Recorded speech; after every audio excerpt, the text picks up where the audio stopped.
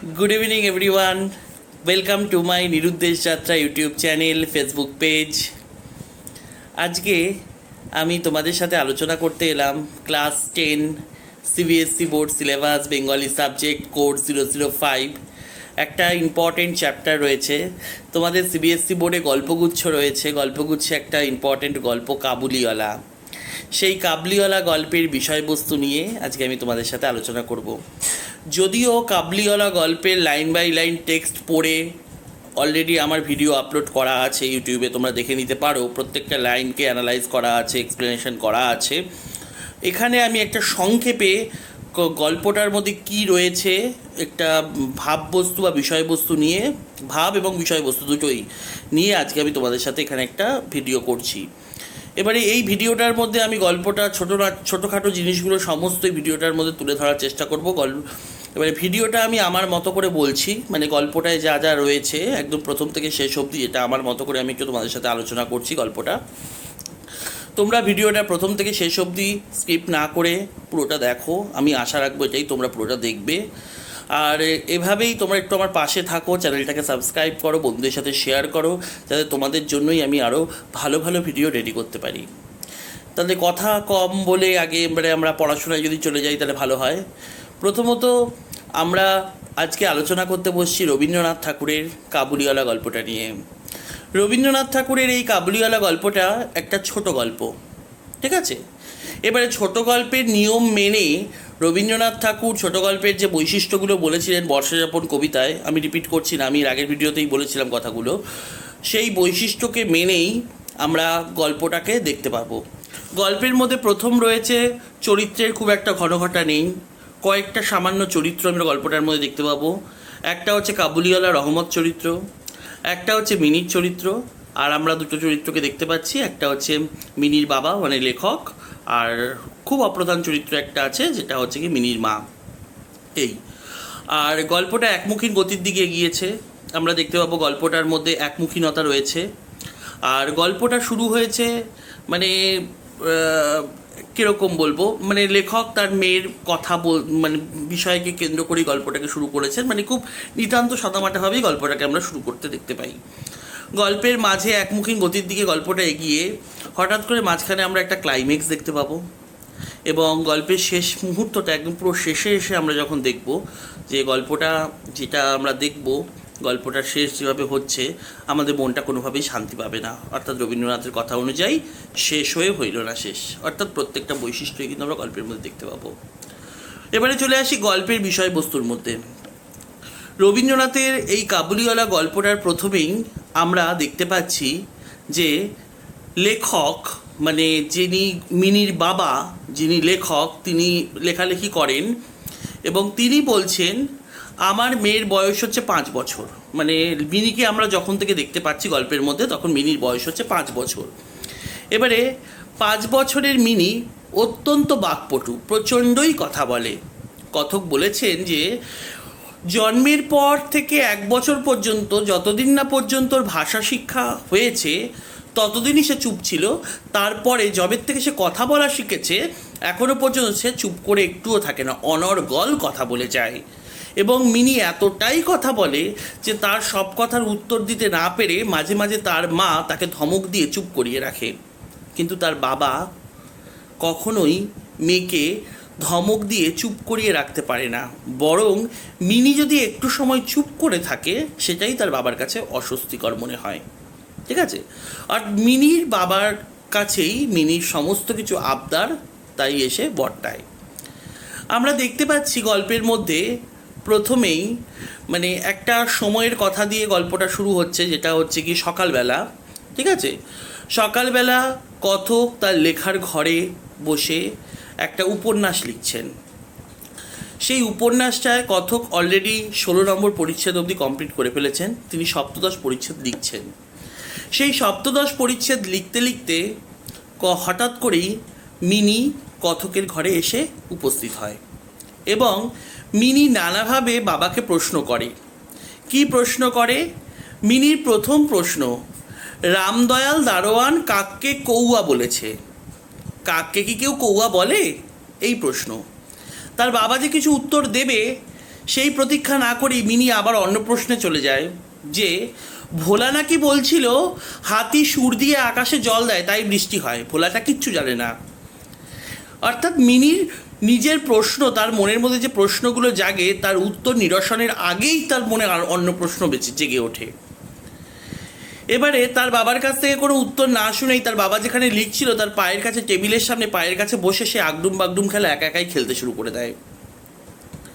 তখন কথক যে জায়গাটা লিখছিল উপন্যাসে, সেখানে দুটো চরিত্রের কথা বলা হয়েছে, একটা প্রতাপ সিংহ, একটা কাঞ্চনমালা। প্রতাপ সিংহ তখন কাঞ্চনমালাকে নিয়ে কারাগারের অন্ধকার বাতায়ন থেকে জলের মধ্যে ঝাঁপ দিচ্ছিল, সেই জায়গাটা কথক তখন লিখছিল তার উপন্যাসে। ঠিক সেই সময় পথের ধারেই কথকের ঘর, সেই পথ দিয়ে, রাস্তা দিয়ে সেই সময় কাবলিওয়ালা যাচ্ছিল, মানে রহমত যাচ্ছিল। মিনি হঠাৎ করেই দৌড়ে, খেলতে খেলতে হঠাৎ করেই দৌড়ে জানালার সামনে গিয়ে রহমতকে ডাকে, কাবুলিওয়ালা ও কাবলিওয়ালা বলে ডাকতে শুরু করে। মিনির কথা শুনে, মিনির ডাক শুনে রহমত পেছন ফিরে চায় এবং মিনিদের বাড়ির দিকে আসতে শুরু করে। যখন রহমত মিনিদের বাড়ির দিকে আসতে শুরু করে সেটা দেখেই মিনি ভয় পেয়ে যায়, কারণ রহমতের কাঁধের মধ্যে একটা ঝোলা ছিল, এবং সে দৌড়ে অন্তঃপুরে চলে যায়। রহমত মিনিদের বাড়িতে এসে উপনীত হয়।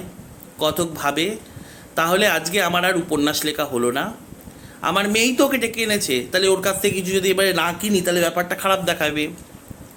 এবারে কাবলিওয়ালার কাছ থেকে কিছু কিশমিশ, বাদাম এগুলো কথক কেনে, তার দাম চুকিয়ে দেয়। তারপরে রহমতের সঙ্গে খানিকক্ষণ গল্প করে, কাবলিওয়ালার সাথে কিছুক্ষণ গল্প করে কথক। তখন গল্প টল্প করে যখন চলে যাবে, তখন কাবলিওয়ালা কথককে প্রশ্ন করে যে বাবু, তোমার লড়কি কোথায় গেল? এই প্রশ্নে যখন প্রশ্নটা করে তখন কথক মিনিকে বাড়ির অন্তঃপুর থেকে নিয়ে আসে, এবং মিনি এসে তার বাবার সঙ্গে গা সিটিয়ে দাঁড়িয়ে থাকে, এবং কাবলিওয়ালা যখন তাকে কিশমিশ, বাদাম এগুলো দিতে যাচ্ছে, কিছুতেই সেগুলো হাত পেতে নিতে চায় না। মিনির মনের মধ্যে একটা ধারণা ছিল যে কাবলিওয়ালার গায়ে যে ঝোলাটা রয়েছে সেই ঝোলার মধ্যে খুঁজে দেখলে মিনির মতনই দুই একটা মানব শিশুকে পাওয়া যেতে পারে।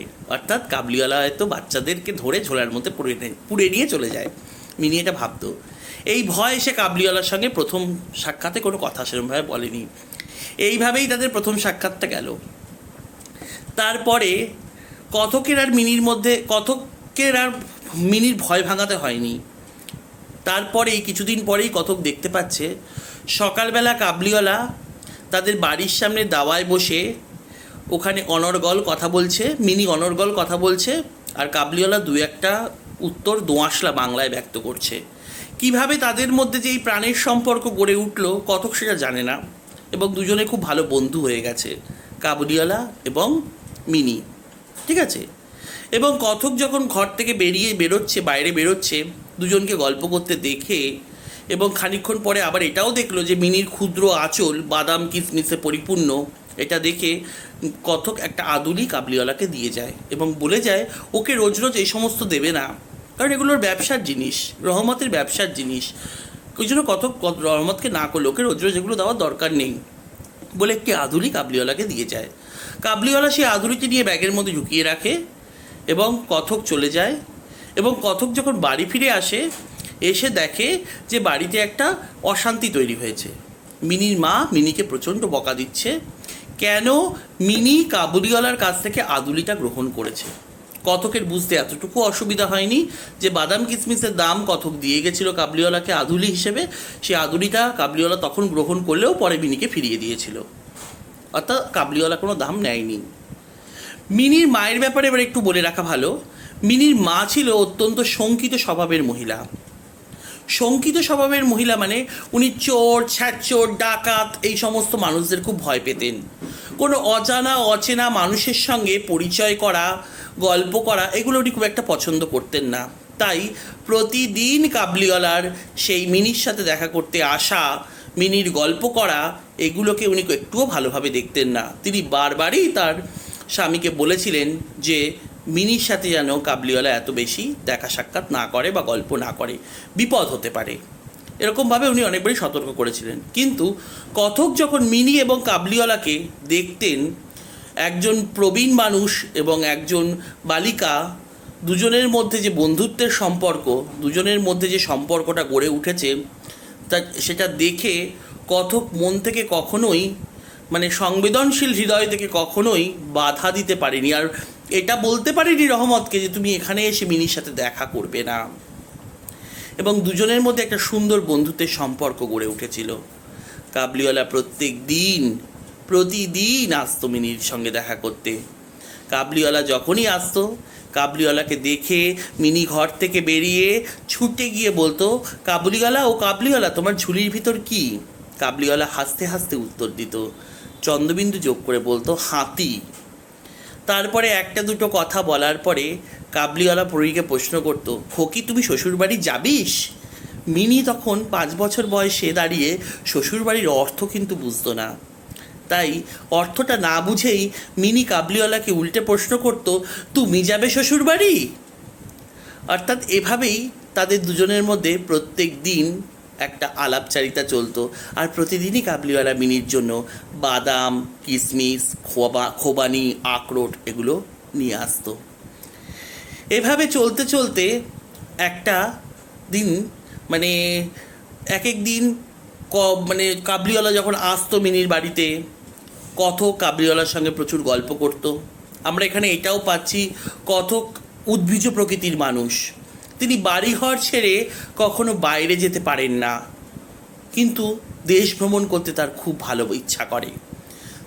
তার ইচ্ছা করে কয়েকদিনের জন্য তিনি দেশ ভ্রমণে যান, কিন্তু তিনি বাড়ির সংসারের পরিবেশে এমনভাবেই নিজেকে আটকে রেখেছেন যে কথক ইচ্ছা করলেও কখনো দেশ ভ্রমণে বেরোতে পারেন না। তাই কাবলিওয়ালার মুখ থেকে তার দেশ মানে কাবলিওয়ালার দেশ আফগানিস্তানের কথা শুনতে শুনতে কথক যখন এক প্রকার তার মুখের গল্প শুনতে শুনতে সেই গল্পের মধ্যে দিয়ে যেন দেশ ভ্রমণটা সাঙ্গ করত।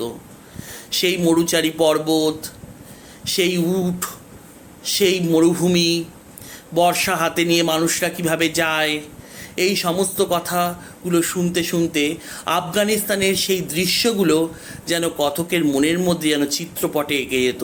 কথক যেন কোথাও সেই কথার মধ্যে দিয়ে কোথাও যেন দেশ ভ্রমণ ঘুরে আসতো, দেশ ভ্রমণে বেরিয়ে পড়তো। এভাবেই কথক কোথাও যেন কাবলিওয়ালার হাত ধরে তার মনের অন্তরে লুকিয়ে থাকা বাসনাকে চরিতার্থ করতো, দেশ ভ্রমণের বাসনাকে।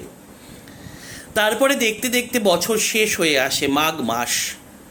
এই মাঘ মাসে মানে রহমত প্রতি বছর নিজের দেশে ফিরে যায়। এই দেশে ফিরে যাওয়ার আগে সারা বছরের যে পাওনা গণ্ডা থাকে সেগুলো আদায় করার জন্য খুব ব্যস্ত থাকে। এই সময় ঘটে একটা ভয়ঙ্কর ঘটনা। কি ঘটনা ঘটে? এই সময় রহমত তার নিজের পাওনা গণ্ডা আদায় করার জন্য মানে প্রচণ্ড ব্যস্ত থাকে। আর এই সময় একটি প্রতিবেশী লোকের সঙ্গে রহমতের বচসা হয়, ঝগড়া হয়। কি নিয়ে? রামপুরি চাদরের জন্য একজন প্রতিবেশী রহমতের কাছে ঋণী, এবং সেই প্রতিবেশী রহমতকে টাকা দিতে অস্বীকার করে।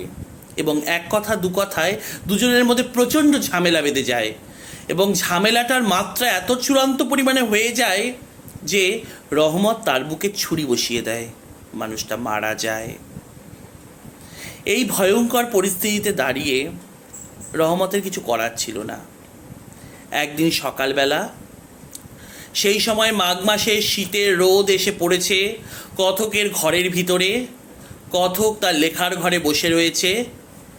হঠাৎ দেখা যায় দুজন দারোগা, পেয়াদা দারোগা রহমতকে ধরে নিয়ে যাচ্ছে।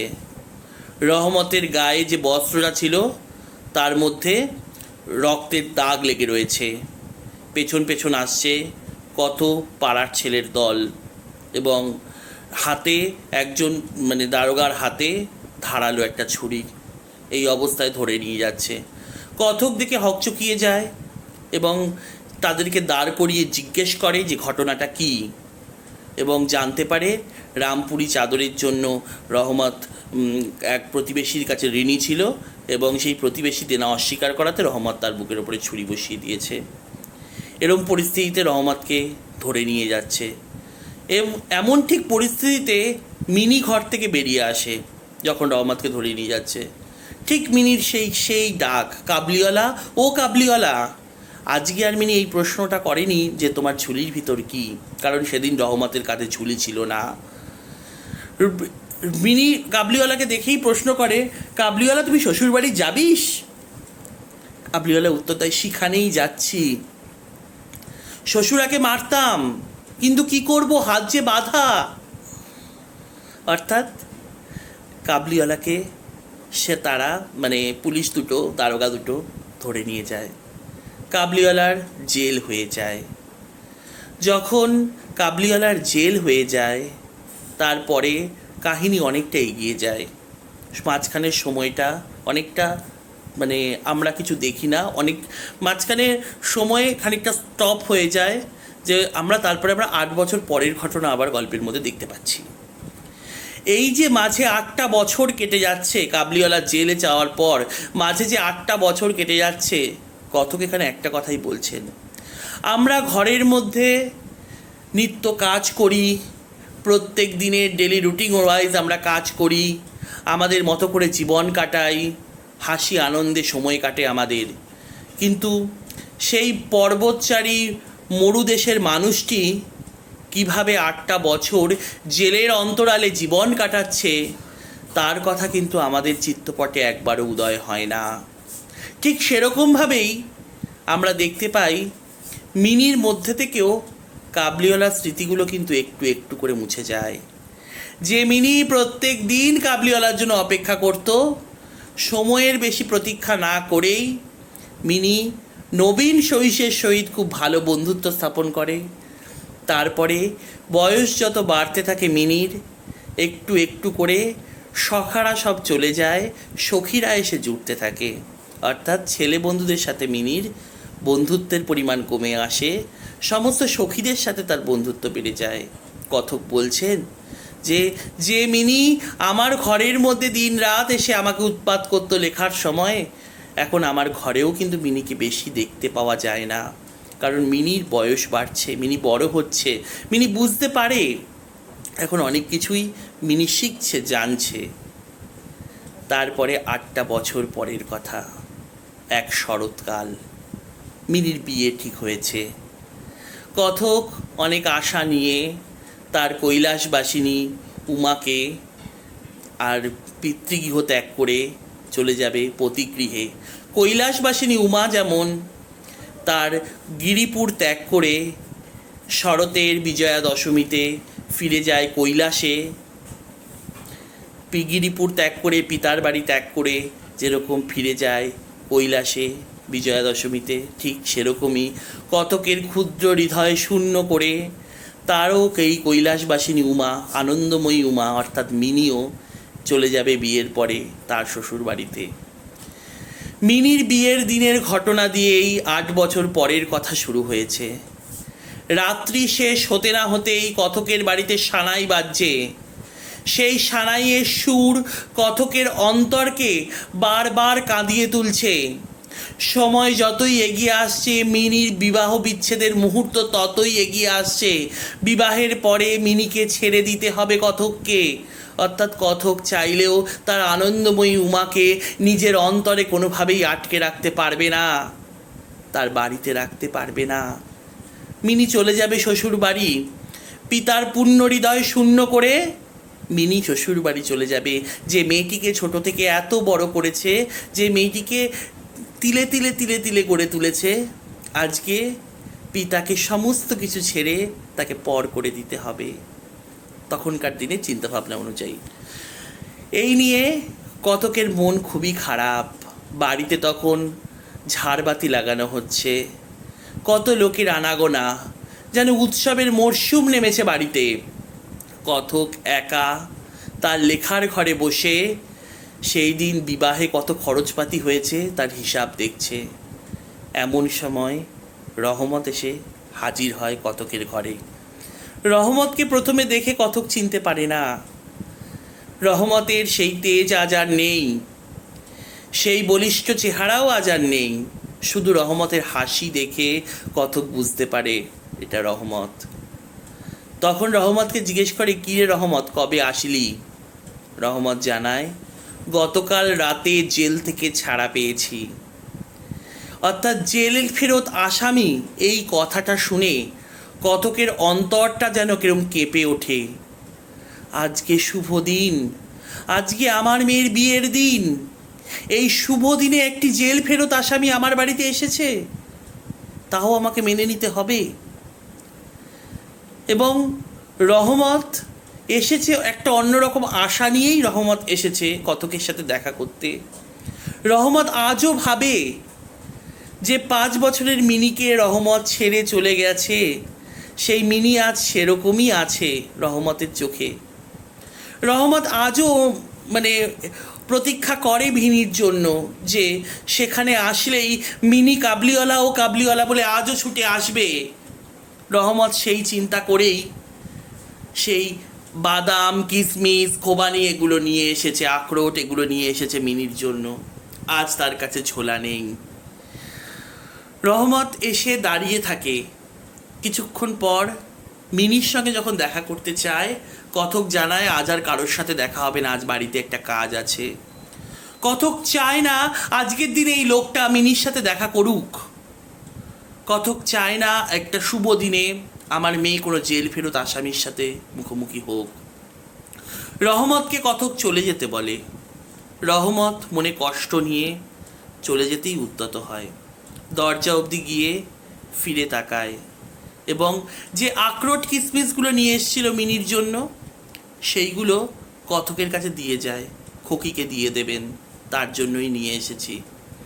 তারপরে কথক যখন রহমতকে দাম দিতে গেল সেই জিনিসগুলোর, তখন রহমত কথককে বলে, আপনার বহু দয়া আমার চিরকাল স্মরণে থাকবে, কিন্তু আমাকে পয়সা দেবেন না। আপনার যেমন একটি মেয়ে আছে, আফগানিস্তানে আমারও একটি মেয়ে আছে। আমি আমার মেয়ের কথা স্মরণ করেই কলকাতার বাজারে আমি মৌয়া বেচে বেড়াই। আমি তো এখানে সওদা করতে আসি না। আপনার মেয়েকে দেখলে আমার নিজের মেয়ের কথা মনে পড়ে। আপনার মেয়ে যেন চিরকাল আমার মেয়ের জায়গাটা করে রাখে আমার বুকের ভিতরে। তাই আমাকে পয়সা দেবেন না, আমি এখানে ব্যবসা করতে কখনো আসি না। রহমতের এই কথাটা শুনে কথকের সত্যি অন্তরাত্মা জেগে ওঠে। কথক বুঝতে পারে সমস্ত কিছুর ঊর্ধ্বে সব কিছু ছেড়ে দিলেও আজ আমার অপোজিট সাইডে যে দাঁড়িয়ে আছে, যেই কাবুলের মানুষটি, আজ আমি বাঙালি সম্ভ্রান্ত পরিবারের একজন মানুষ, আমরা দুজনে কোথাও যেন এক বিন্দুতে মিশে যাই।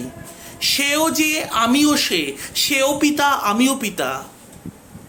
অর্থাৎ সে তার মেয়েকে আফগানিস্তানে ফেলে রেখে তার স্মৃতিটুকু বুকে নিয়ে এই কলকাতার রাস্তায় মৌয়া বেচে বেড়ায়। অর্থাৎ মেয়ের সাথে তার বিচ্ছেদ হয়েছে। আমারও মেয়ে বিয়ের পরে বিচ্ছেদ হয়ে আমার ঘর ছেড়ে অন্য বাড়িতে চলে যাবে। অর্থাৎ সে সেই জায়গায় রয়েছে, আমিও সেখানেই রয়েছি। বিচ্ছেদ বিদুর পিতার বেদনা দুজনের মধ্যেই বিরাজমান। সেও পিতা আমিও পিতা। রহমত এই কথা বলতে বলতে তার বুক পকেটের ভেতরে হাত ঢুকিয়ে একটা কাগজের চিরকুট বার করে টেবিলের ওপরে ধরে, কতকের লেখার টেবিলের ওপরে ধরে, এবং সেই চিরকুটটা খুলে দেখা যায় সেখানে কোনো তেল লাগানো নয়, কোনো ফটো ছবি না, কিচ্ছু না, ভূষোখালি মাখা একটা হাতের ছাপ। সেটা রহমতের মেয়ের হাতের ছাপ। সেই হাতের ছাপটিকে চিরকাল বুকের কাছে কাগজের মধ্যে নিয়ে বুকের কাছে রেখে রহমত প্রতি বছর কলকাতায় আসে আফগানিস্তান থেকে মৌয়া বেচে বেড়ানোর জন্য, ব্যবসা করার জন্য। এইটা দেখার পরেই কথক সব কিছু ভুলে যায়। কথক ভুলে গিয়ে তৎক্ষণাৎ খবর দেয় অন্তঃপুর থেকে মিনিকে ডেকে আনার জন্য। অন্তঃপুর থেকে কিছু মানুষের আপত্তি উঠলেও কথক সেটা তোয়াক্কা করে না এবং হুকুম জারি করে যে মিনিকে এখনই যেন তার বাবার কাছে আসতে হবে। লাল চেলি পরে, কপালে চন্দন লেপে, মানে বধূবেশিনী মিনি কথকের সামনে এসে হাজির হয়। মিনিকে দেখে কাবলিওয়ালা হকচকিয়ে যায়। আগের মতো আলাপ জমাতে পারে না, কারণ কাবলিওয়ালা যে মিনিকে দেখেছে সেই মিনি, মানে 8 বছর আগের মিনি আর 8 বছর পরের মিনি অনেকটাই তফাৎ। 8 বছর আগের মিনি শ্বশুরবাড়ির অর্থ বুঝতো না, কিন্তু এখন মিনি শ্বশুরবাড়ির অর্থ বোঝে।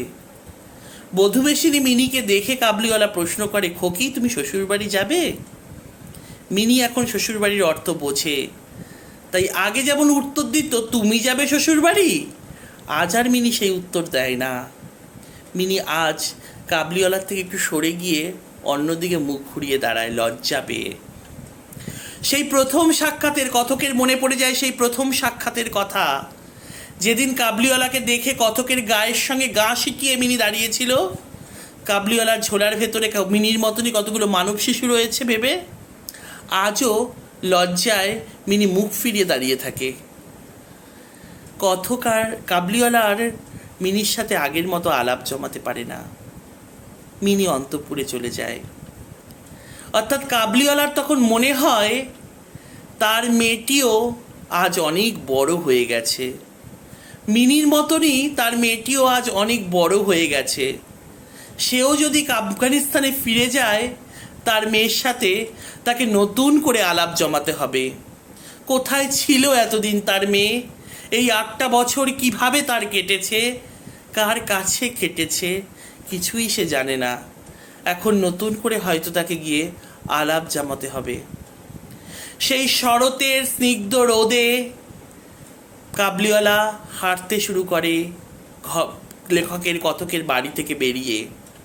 কথকের বাড়িতে মিনির বিয়ে উপলক্ষে সানাই বাজতে থাকে। কাবলিওয়ালা সেই গলির মোড়ে কথকের বাড়ি থেকে বেরিয়ে গলির মোড়ে হাঁটু গেড়ে 2 হাতে ভর দিয়ে মাটিতে বসে পড়ে এবং ভাবতে থাকে সেই আফগানিস্তানের কথা, সেই মরু পর্বতের দৃশ্য এবং সর্বোপরি তার মেয়ের কথা। তার মেয়েটিও আজ অনেক বড় হয়ে গেছে, তার সাথে আবার নতুন করে আলাপ জমাতে হবে।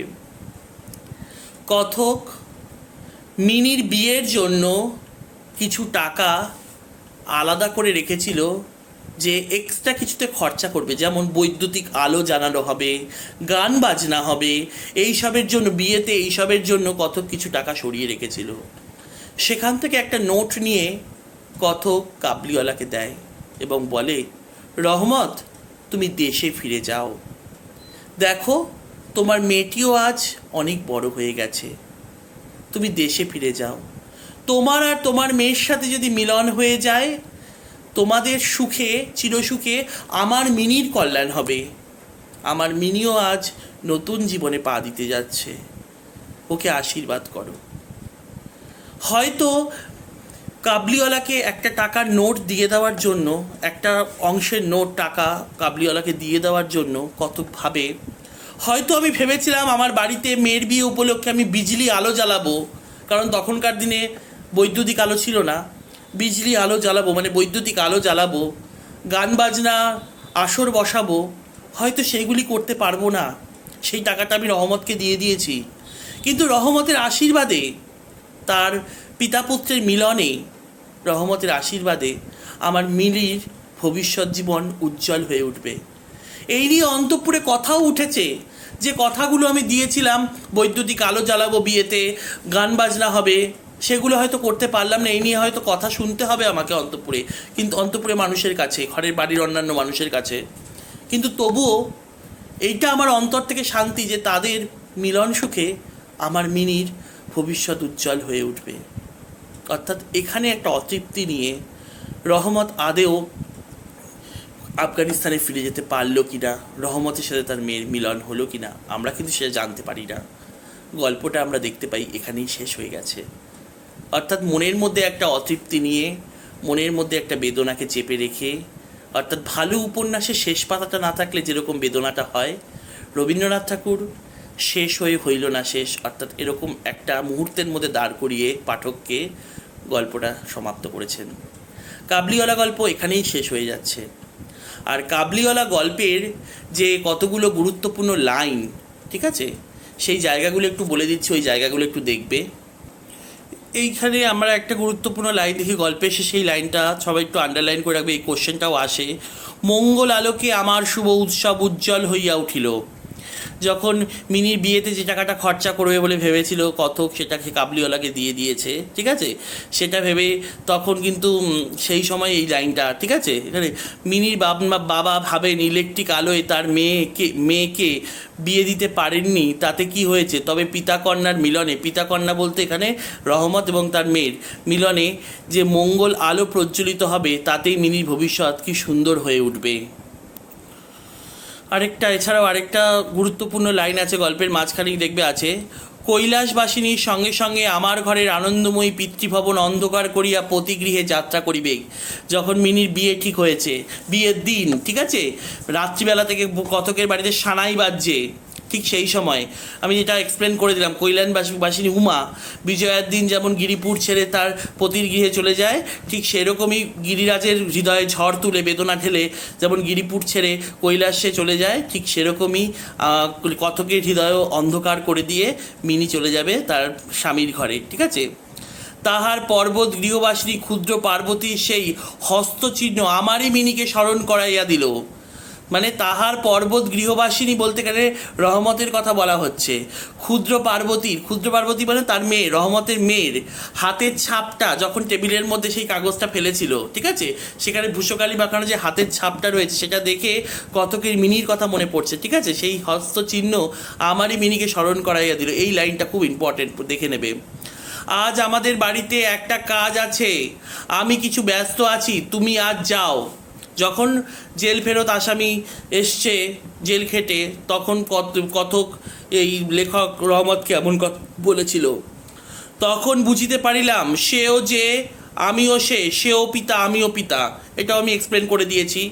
যখন ওই কাগজটা দেখতে পেল, মানে যখন ওই ভূষকালি মাখানো কাগজটা দেখতে পেলো, এবং যখন বলে আমি তো এখানে সওদা করতে আসি না, ঠিক আছে, এই আর কি, ওই জায়গাগুলো একটু দেখে নেবে। আর একটা কোশ্চেন আছে, রহমত একটা অনাবশ্যক চন্দ্রবিন্দু যোগ করিয়া হাসিতে হাসিতে উত্তর কহিল হাতি। কখন এরকম করেছিল তোমরা জানো সেটা, মানে যখন মিনির সঙ্গে আলাপ আলোচনা চলছিল রহমতের, প্রতিদিন রহমত আসতো, ঠিক আছে, মিনির সঙ্গে যখন কথোপকথন চলতো, এটাই। আজিকার এই শুভ দিনে লোকটা এখান হইতে গেলেই ভালো হয়, এই কোশ্চেনটা, ঠিক আছে। লোকটিকে রহমত, শুভদিন কিসের, মিনির বিয়ে ছিল, লোকটি গেলেই ভালো হয় কারণ কোনো জেল ফেরত আসামির সঙ্গে কথক সেদিনকে চাননি মিনির দেখা হোক, এই জন্য। তখন বুঝিতে পারিল, আচ্ছা এটা তো বলেছি। আচ্ছা, এরপরে হচ্ছে কি, কন্যার এই স্মৃতিচিহ্নটুকু বুকের কাছে লইয়া রহমত কলিকাতার রাস্তায় মেওয়া বেচিতে আসে। কন্যার এই স্মরণ চিহ্নটুকু বুকের কাছে লইয়া রহমত কলকাতার রাস্তায় মেওয়া বেচিতে আসে, ঠিক আছে। স্মরণ চিহ্নটুকু কি, স্মরণ চিহ্নটুকু হচ্ছে গিয়ে তার ওই হাতের ছাপটা, ঠিক আছে, কাগজের মধ্যে যে ভূষকালি মাখানো হাতের ছাপ। রহমতের কাছে এর মূল্য কি, ঠিক আছে, এই কোশ্চেনটা খুব ইম্পর্টেন্ট কিন্তু।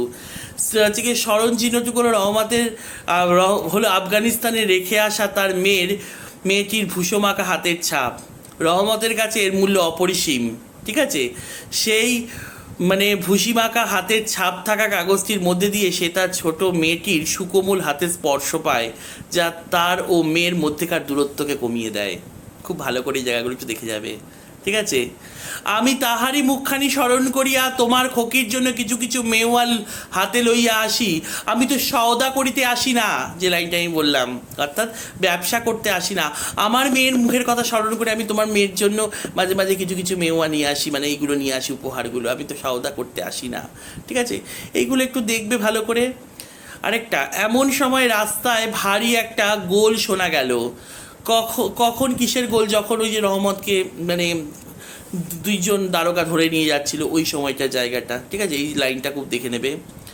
মিনির মা অত্যন্ত শঙ্কিত স্বভাবের লোক, ঠিক আছে, ওর প্রকৃতি মিনির মা, কারণ বাইরের অচেনা কারোর সঙ্গে দেখা করতে, কথা বলতে, আলাপ জমাতে এগুলো পছন্দ করতেন না। চোর ছাচ্চোর ডাকাত এগুলোকে ভয় পেতেন মিনির মা, ঠিক আছে। এই জায়গাগুলো একটু দেখে নেবে। আর মোটামুটি সবই বলে দিলাম, এই জায়গাগুলো একটু ইম্পর্টেন্ট আছে কাবুলিওয়ালা গল্পে, একটু দেখে নিও।